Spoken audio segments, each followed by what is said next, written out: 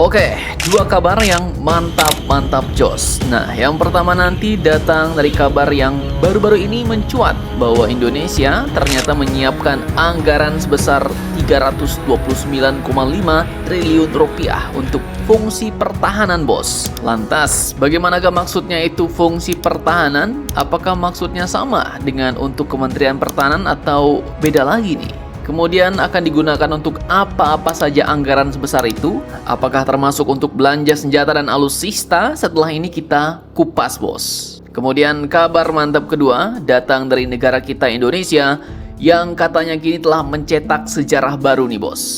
Karena mampu melakukan modernisasi Hercules C-130-nya sendiri. Nah loh, lantas bagaimanakah itu? Oleh siapa? Modernisasi seperti apa? Dan apa keistimewanya proyek ini?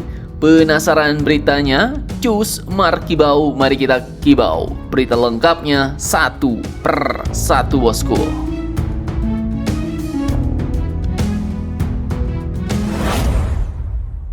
Oke, yang pertama, jadi baru-baru ini diwartakan oleh banyak media berita bahwa pemerintah Indonesia ternyata menyiapkan 329,5 triliun rupiah untuk fungsi pertahanan dalam RAPBN 2027, bos. Bah, mantap nih. Tembus 300 triliun ya kan? Dan angka ini pun tercantum dalam nota keuangan RAPBN 2027. Nah, tapi kita jangan buru-buru menyimpulkan nih, bos. Wah, Kemenhan dapat 329 triliun nih. Bukan, bos, nggak sesimpel itu. Jadi, kalau kita cermati ulang beritanya, maka angka 329,5 triliun itu adalah anggaran berdasarkan fungsi pertahanan, bos. Fungsi, bukan Kementerian Pertahanan. Jadi ini ya bukan otomatis anggaran yang hanya ditujukan untuk Kementerian Pertahanan, karena dalam artikel yang kita bahas, pelaksana fungsi pertahanan tersebut disebut antara lain adalah Kementerian Pertahanan dan juga Lemhanas. Dengan berbagai kebutuhan yang terkait pembangunan kapasitas pertahanan negara, bos. Sementara untuk alokasi awal Kementerian Pertahanan yang disebut dalam RAPBN 2027 adalah sekitar 189,01 triliun rupiah. Jadi ya, ingat 329,5 triliun itu untuk fungsi pertahanan dan 189 triliun adalah pagu awal Kementerian Pertahanan. Dan disinilah ceritanya makin panas nih, bos. Seorang ekonom Break Institute, Bapak Awalil Rizky, pada 18 Agustus 2026 kemarin mengingatkan kita jangan terpaku pada pagu anggaran awal. Sebab berdasarkan pengalaman, realisasi belanja Kemenhan bisa melampaui pagu secara signifikan, bos. Contoh, tahun 2024 misalnya, dari pagu awal 139,27 triliun, realisasinya malah mencapai 190,46 triliun. Kemudian tahun 2025 malah lebih ekstrim lagi nih. Pagunya 166,26 triliun melonjak menjadi 348,94 triliun rupiah.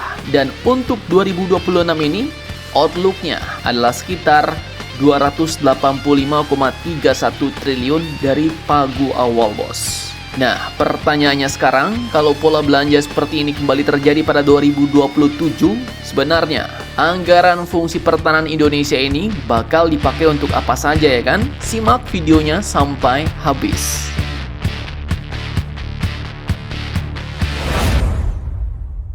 Oke, masih dari sumber yang sama.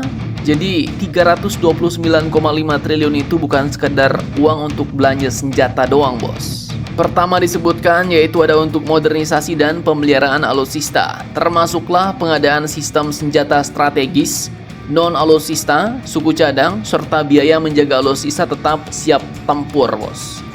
Kemudian yang kedua adalah untuk sarana dan prasarana pertahanan, seperti pembangunan dan pengadaan fasilitas pangkalan, kemudian infrastruktur militer, hingga berbagai fasilitas pendukung. Karena ya jelas punya pesawat canggih tanpa pangkalan memadai ya sama aja, bos. Ibarat punya Lamborghini tapi parkirnya di kebun bola ya kan.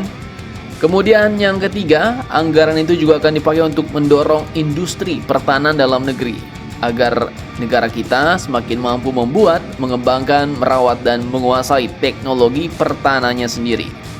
Kemudian yang keempat, untuk penguatan komponen utama, cadangan dan pendukung, termasuk kemampuan teritorial dan kesiapan pertahanan nasional.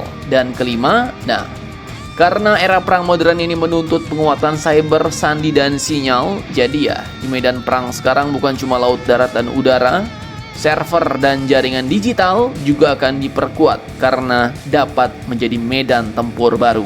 Jadi kesimpulannya, 329,5 triliun itu menunjukkan besarnya prioritas pemerintah terhadap pertahanan pada tahun 2027 ini, bos. Tapi ya, jangan salah membaca angka itu adalah anggaran untuk fungsi pertahanan.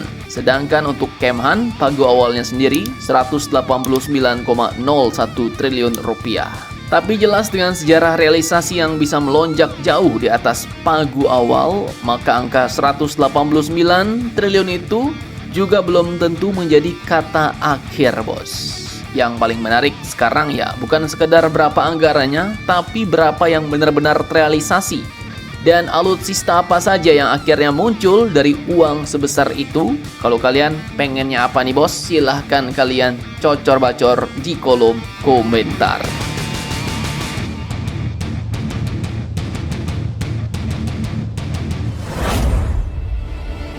Oke, lanjut kabar kedua. Jadi, negara kita Indonesia akhirnya menunjukkan satu langkah penting menuju kemandirian industri pertahanan.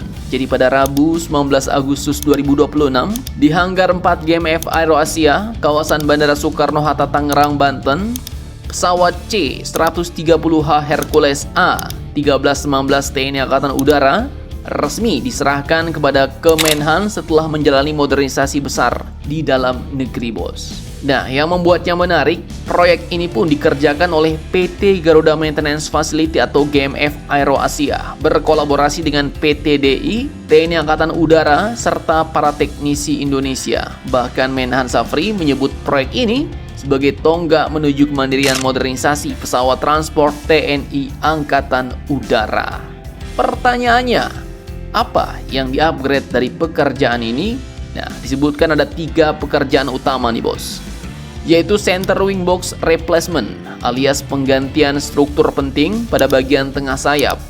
Kemudian Avionic Upgrade yang mengubah sistem avionik dari teknologi analog menuju teknologi digital yang canggih, bos. Serta juga ada pekerjaan Structural Integrity Program atau SIP untuk memastikan struktur pesawat tetap andal dan mampu melanjutkan operasi dalam jangka panjang.